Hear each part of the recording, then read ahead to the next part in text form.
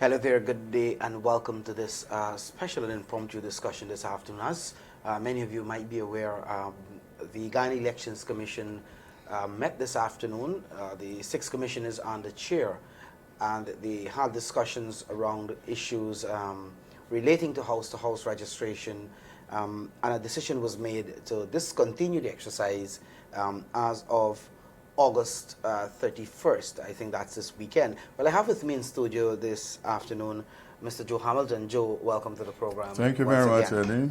As I said just now, Joe, the Ghana Elections Commission made its decision to end the exercise, and there was much controversy surrounding the house-to-house exercise, the manner in which it was started, a lot of suspicion about its intent, and the fact that house-to-house registration was coming at a time when a no-confidence motion was passed in the government since December 21st, and the government basically became illegal on the 21st of March.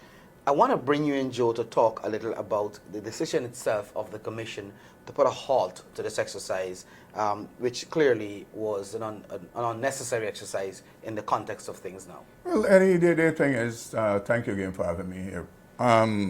It's a good thing that once and for all, the chairman of the Ghana Elections Commission made some fundamental decisions, because I was getting the impression that the Guyanese people, they had started to get impatient with the chairman of the Ghana Elections Commission, because the 29th coming, Eddie, would have been 1 month since the chairman was appointed.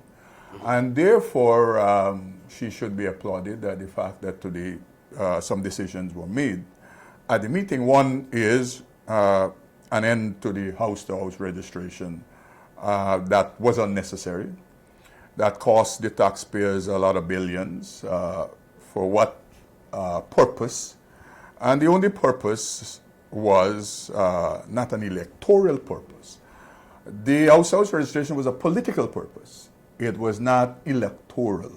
It was not GECOM in its own volition determining that at this time you will have house-to-house registration.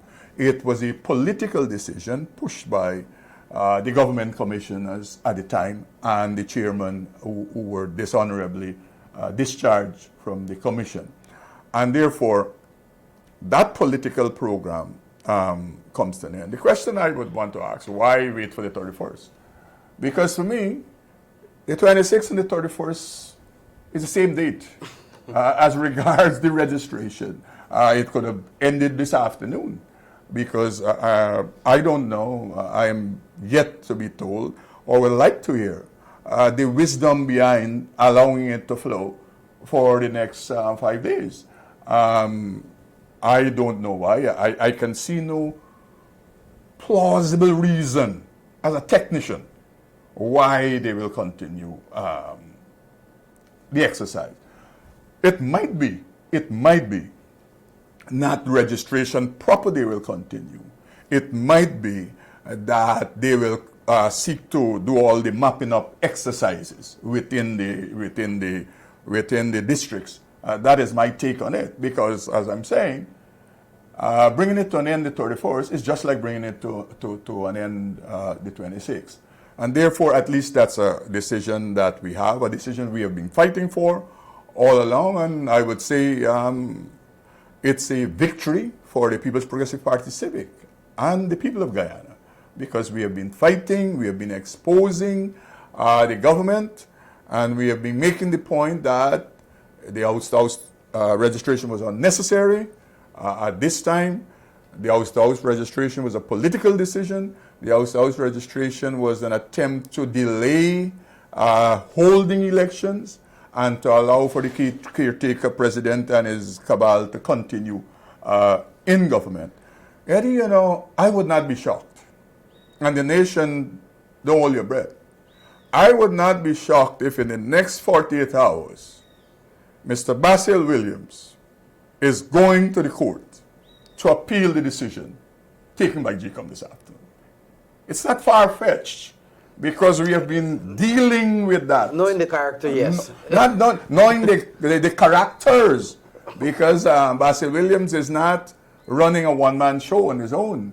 Basil Williams' play is David Granger play. And I think a lot of time Basil Williams beaten up by himself, but Basil Williams act on behalf of the caretaker government. And therefore, those are instructions from the caretaker president. And therefore, I am putting it out there. I would not be shocked, because we have had to deal with all kinds of frivolities and nonsense coming from the caretaker government, beginning with 34 is the majority, 65, and so. And so,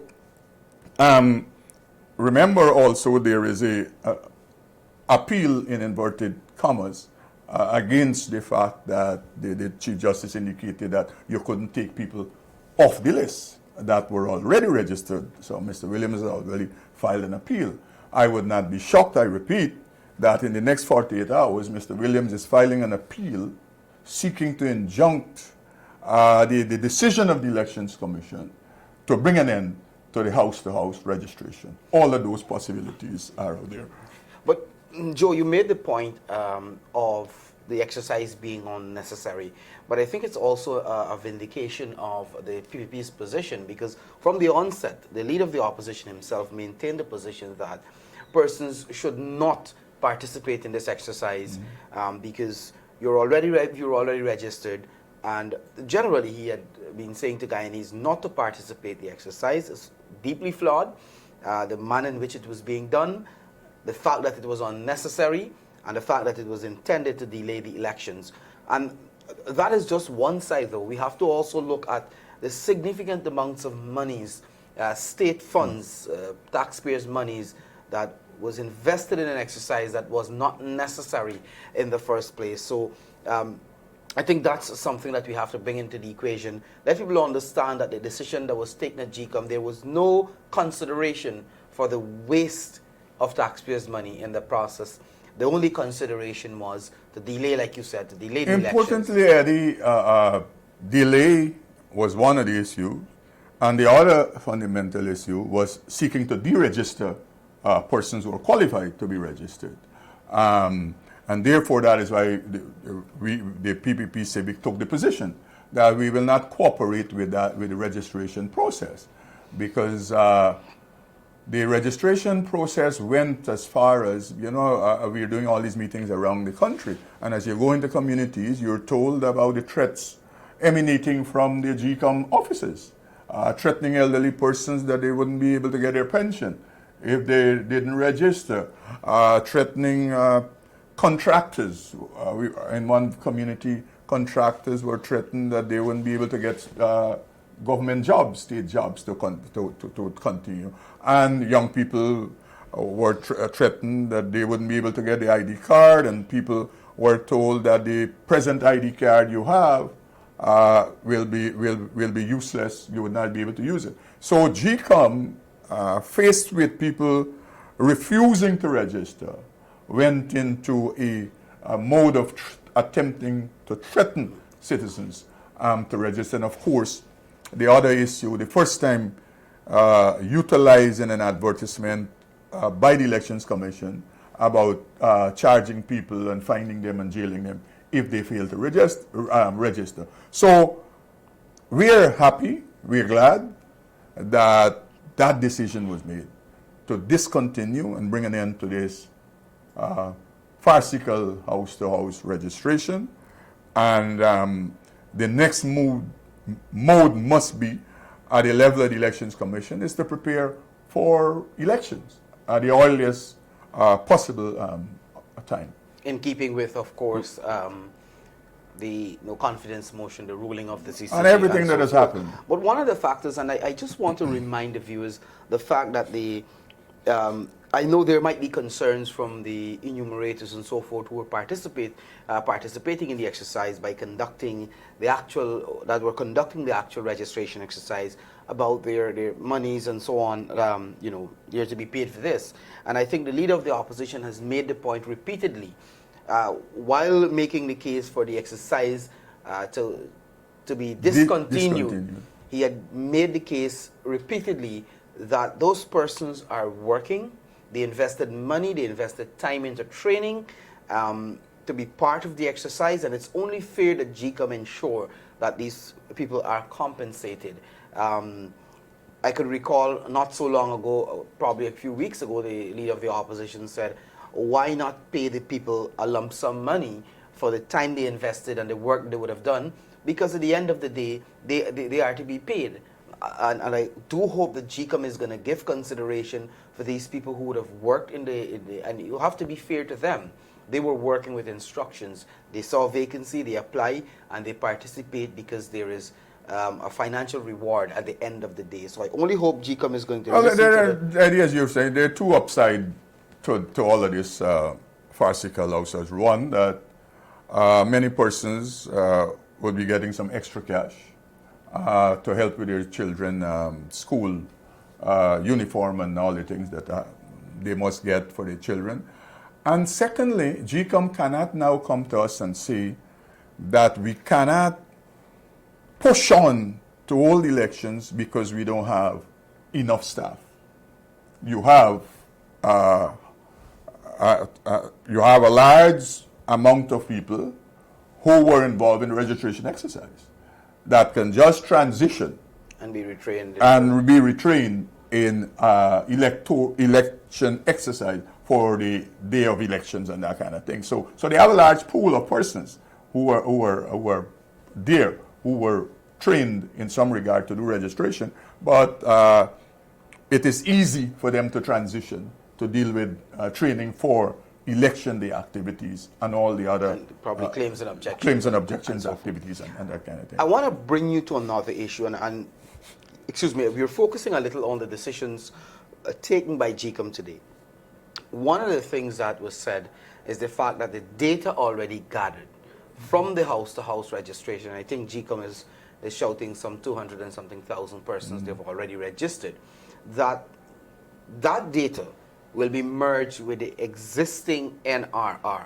I want to hear your views. You would have spent some time in that commission, working in that commission. I want to hear your views with regards to this decision. I just see it, Eddie, again, from a technical standpoint, the exercise is useless. So the only thing I can come up with in my head is that the chairman somehow is attempting to give the government commissioners some crumbs of victory. Because, simply put, is this. You have a register that already it has some 600 and odd thousand persons registered from 14 years and upward. Now, if you add the nearly 300 persons who are registered, the names, that register automatically will take you into 900 and odd thousand persons, which will be far in excess of the population of Guyana, not including on the 14th. So you understand what will happen there? You mean including on the 14th? No. Remember the people on the register 14 years and older. Mm-hmm. So I'm saying to you, you have a list of persons 14 years and above who are on a register, 600 and odd thousand. If you add the 300,000 GECOM in their house-to-house got, that will become 900 and odd thousand persons.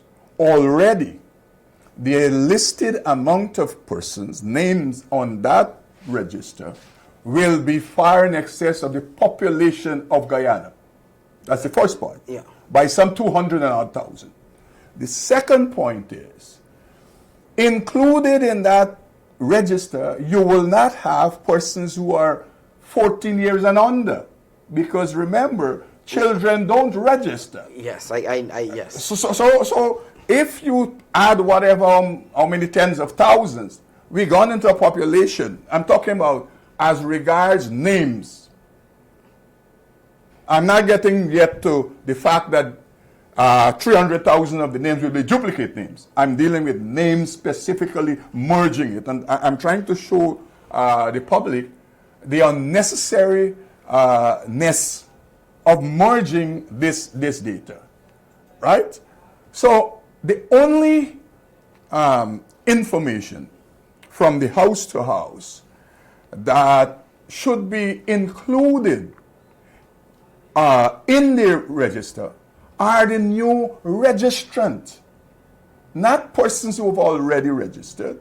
For that matter, the system is set for when they merge, automatically it will go back to the same number because it will expunge all of the duplicates. So Eddie Lane is already there with the specific data board. Let us say you had registered. When you merge the two data together, the two you will become one because the system will refuse and expunge one. So in a matter of hours, Eddie, the exercise is nonsense because you go back. You will go back to what the register was.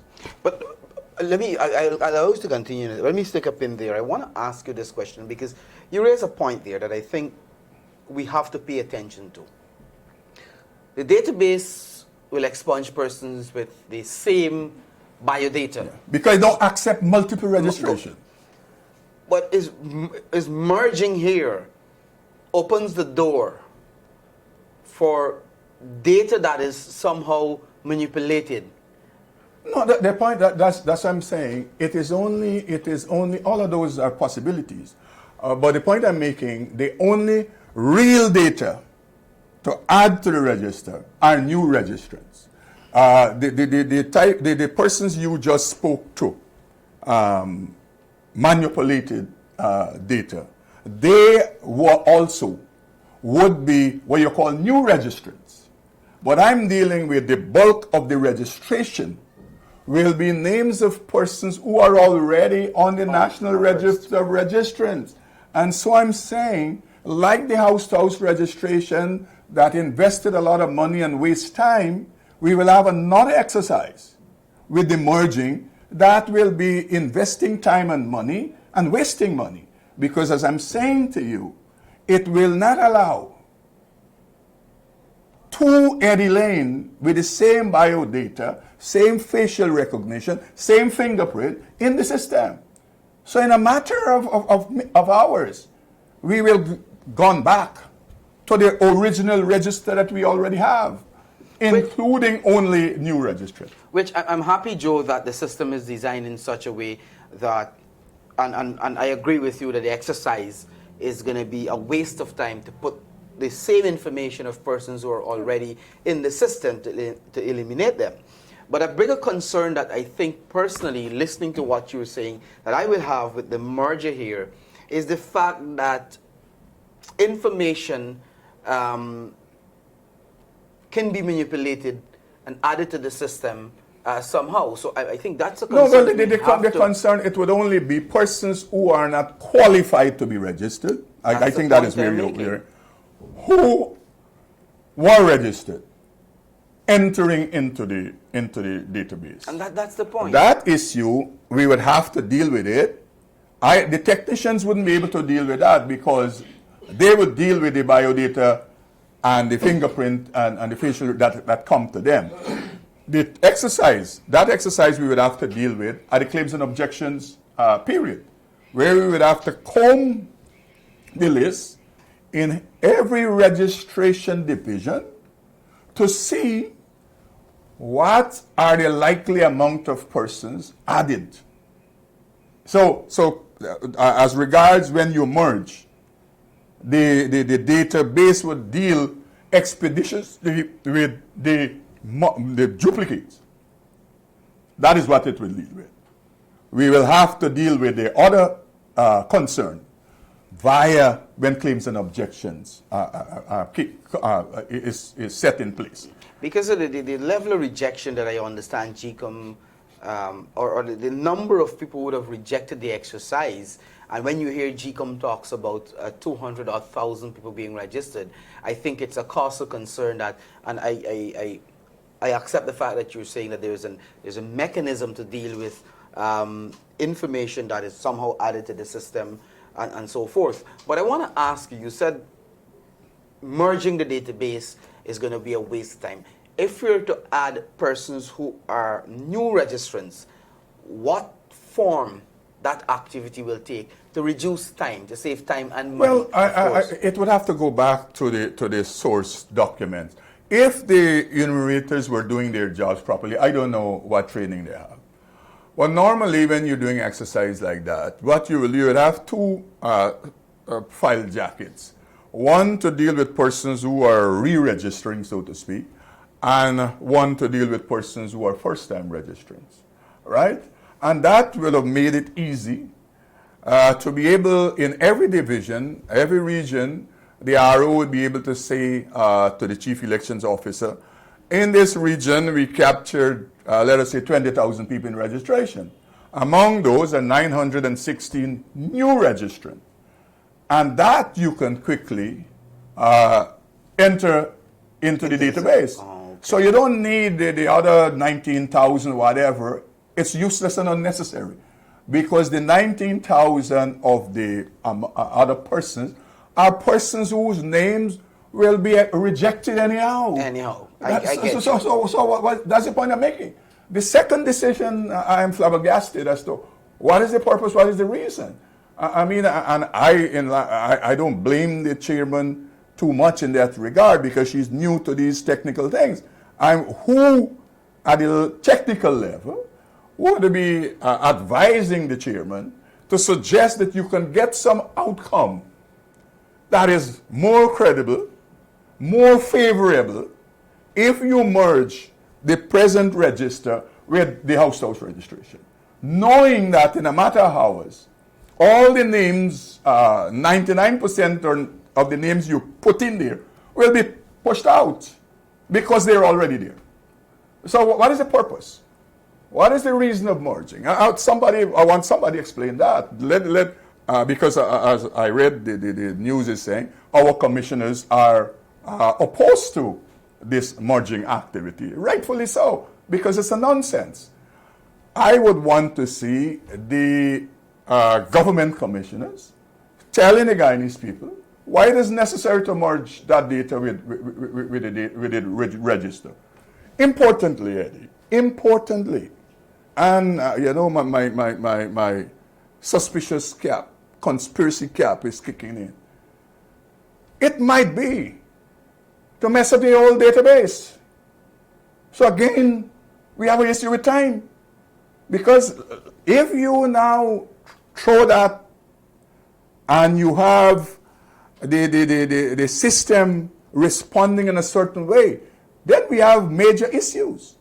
So whilst at the technical level, properly I'm saying that it's a wasted exercise, if you want to be a conspirator, I can think differently.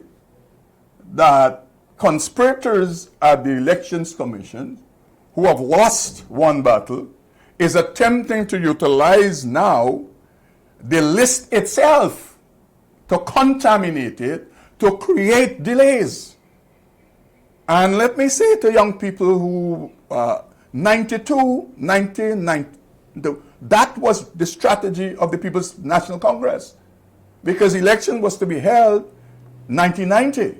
We end up having elections in 1992 because the system was failing to produce a credible voters list. So I don't put it past the people who have their own machinations, government conspirators who have access to the system. That we have moved from one delay, we brought an end to that because of our robust and resolute objection and fight against it. And now the fight, Eddie, might be surrounding the preliminary voters list when it comes out, messed up with duplication, even though they should be expunged. Because I'm telling you again, as a technician, 91, 92, that was one of the issues faced, where you had tens of thousands, hundreds of thousands, multiple registration. And we had to do the list over. We had to merge, we had to purge the list continuously until we were able to get it right. And then we had to go out and we do random sampling of the list to see how I don't like to use this word clean, to see how credible the list was in every region, in every sub-region. So I can see no technical logic as to why you're merging the data. But you made a point, and you keep saying that the fact that there is no need for a merge of the list because of these multiple registration that will be expunged. The system will expunge it. GECOM, as I understand it, has not put any information into the system as yet in terms of the data collected. So there is no need for a group of people to sit down and actually enter the name of all the 200,000 people wasting time. That's the point. An important point you brought up there. Because people, when Lowenfield talk about registration, people talking about registration is preparation for election. Registration is the first activity. All it is people writing names on a form. That now has to be entered via data entry clerks into the computerized system. Now, if you're now going to have to enter, because that is how you will merge it. It's not a computer merge. It is adding 300,000 new names, new in inverted commas, into the system. That will take some time. Why not just do an exercise to lay aside all the new registrants and to enter only those names? That will deal with the issue of time constraint. If we want elections the earliest, why would you want to enter? Why would you? I hope the chairman is advised that the word merge, there is nothing to merge at the moment. Merging suggests that you have two data sets to merge. Presently, we have one data set. The house-to-house registration has not produced a data set, Eddie. So there is nothing to merge at the moment. So I don't understand why you have to do it. I would advise that GECOM have the registration offices in every region, separate out the new registrants captured during the house-to-house registration process, and have those forms sent to the Elections Commission for entry into the database, and leave all the others people who are already registered aside. And those persons who haven't been captured, new registrants, will be captured during the claims and objections. So, Joe, I want to thank you very much to bring some clarity to basically guide us to how the exercises at GECOM can take place, because at the end of the day, we have to recognize that elections ought to have been held on the 21st, at least by the 21st of March of this year. We are on the 26th of 27th, the today. 27th of August. Yeah. Therefore means we are months away from that deadline. So again, quickly before we wrap things up, I just want to remind you that the Ghana Elections Commission took a decision today to bring to an end the highly flawed, highly controversial, unnecessary house-to-house registration exercise. The way forward is what we're going to continue to keep you updated with. Joe made some very good points with regards to the whole issue of merging the information, the unnecessary activity of merging the information, and the fact that there is a process by which you can capture those persons who are new registrants. So until next time, this is where we're going to end, and of course we're going to keep you updated as to how things develop over at GECOM, and the preparations for elections are going on. Again, Joe, thanks for being here. Thank you very much, Eddie, for having me. And thank you for watching.